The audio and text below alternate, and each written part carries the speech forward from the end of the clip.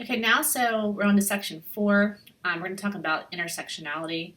We're going to define and discuss what intersectionality is, talk about different types of ways of thinking about intersectionality as a policy perspective, and how and why intersectionality is important when we think about integrated watershed management, as well as adaptation to climate change and other socio-ecological changes more broadly.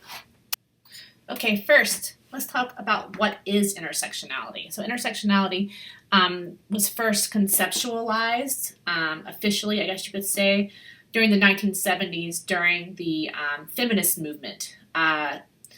So the feminist movement was overall interested in increasing rights for women, and they viewed women as a unified group. Okay, however, within the group of women, there are many different types of women across race, across sexual orientation, gender identity, ability. And at the time, Black women specifically thought and expressed that their needs were not being adequately fulfilled, neither through the feminist movement nor through the other sorts of movements around race at that time. So the term intersectionality really came to mean the way that different identities, such as race, ability, gender, class, and language, indigeneity, intersect to create different sorts of experiences for people in different contexts and spaces. Now, in this present moment, interest has really started to increase from policymakers, community organizations, community organizers, business and academics on how to increase our capacity to use intersectionality to create policies for our businesses, our schools, our governments, and as well as in many other areas. Two of the main thinkers, Black feminist theorists and thinkers associated with intersectionality are Kimberly Crenshaw, who is pictured here, and also Patricia Collins. One definition I like to use from Havinsky and Cormier is intersectionality as a policy perspective. So policy processes that take into account that social identities such as race, class, gender, ability, geography, and age interact to form meanings and complex experiences within and between groups and societies. So we don't only use intersectionality, let's say, as Kimberly Crenshaw says, as a perspective or a way to look at how we create policies. We also use intersectionality to understand the impacts of those policies, as well as the repercussions of other sort of environmental and social ecological issues that we see in our world today.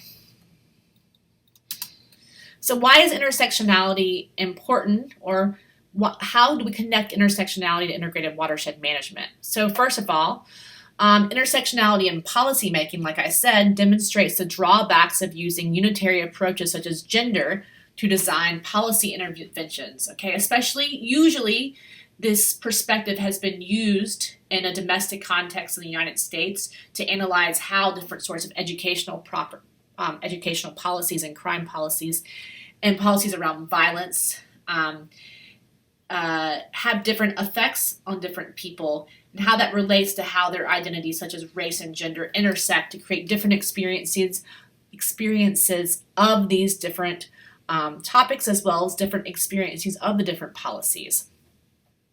It's very challenging, however, it's not as challenging to evaluate policies and problems through an intersectional perspective. What's more challenging is to implement actual policies in relationship to the problems we find.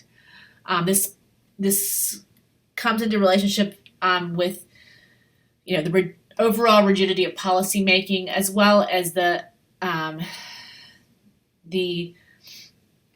democratic problem more broadly with direct democracy. Let's say, for example, one of the reasons we don't have direct democracy in this country more broadly is because we can't always represent the perspectives, of every single person in the country. So we often choose representatives to represent us in the policy realm. Intersectionality has also been used a lot in climate change studies more recently. So many people have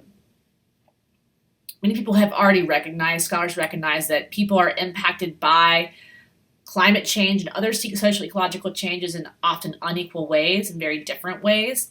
However, just now, scholars are starting to really understand and study how those impacts are intersectional, meaning that a white woman, for example, like myself, will have a different experience of climate change than, say, an indigenous woman who lives in Peru. So context here, where I live in the United States, is very important, but also my race and my ethnicity are also very important to how I experience these things, giving me most likely, not always at all, more resources to address climate change than, let's say, an indigenous woman or person in another country who's experiencing more, let's say, drastic changes, as well as has less resources than I do to address those changes in my life.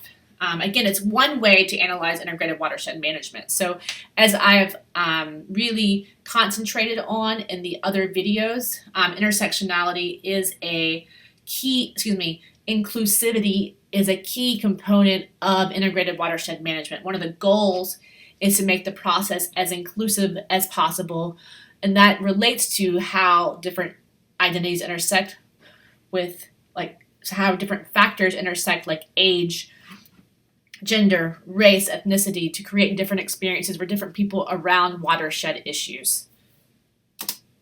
So, you can start to do this now, but later on your professor will assign this to you as a larger writing activity.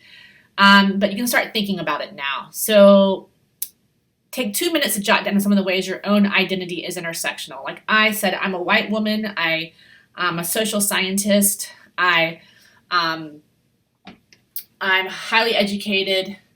I'm from the southern United States. I'm a millennial. And so these are all ways I identify. I'm also involved with many different communities associated with my identity, and some of those that are not. These make me unique as an individual. Okay, so then I want you to think more broadly about policies at Purdue. How are your unique set of identities reflected or not in Purdue's policies? And more broadly speaking, how do you think intersectionality relates to policymaking in U.S. climate policy and other types of policymaking you have been studying in your class? So I'm gonna give you some time to work on this. You're also going to give a more formal assignment from your teacher that's very similar to this.